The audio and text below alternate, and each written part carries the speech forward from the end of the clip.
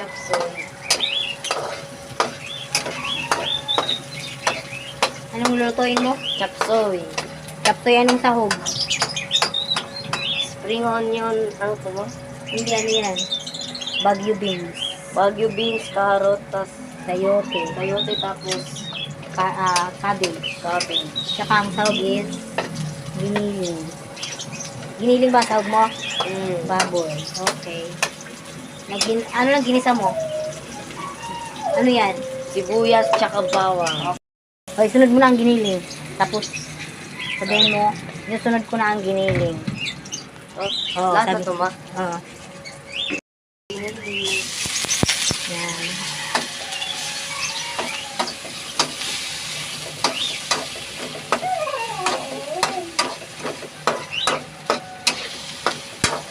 Tapos, takpan mo para maluto. Tatakpan ako para maluto.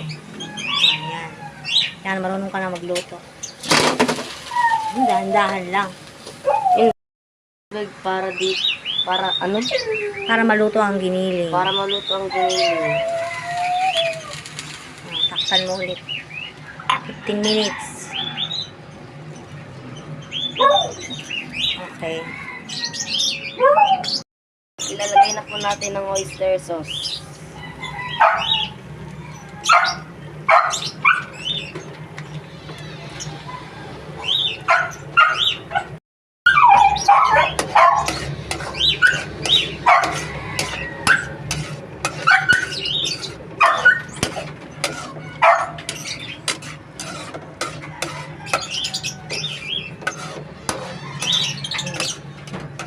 Ano next? Nilagay na po natin itong ingredients. Mga gulay. May naiwan.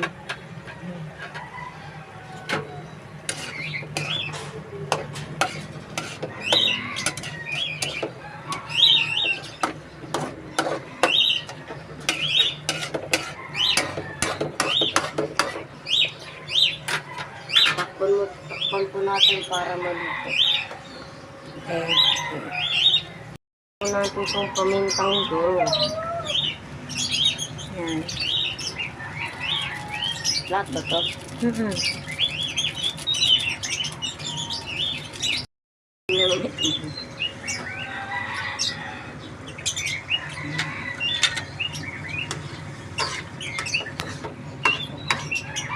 Tapos lagyan po natin ng asukal, isang kutsara ng asukal.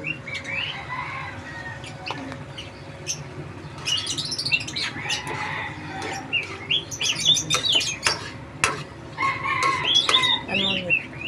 Takpan po natin. Luto na po ang giniling tsaka matitigas na gulay. Susunod na po natin ng repolyo.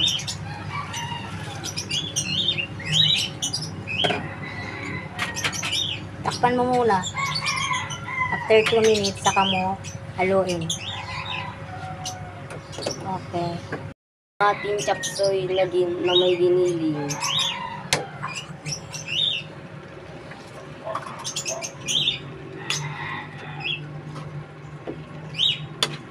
Hindi mo pag halo para yung iba.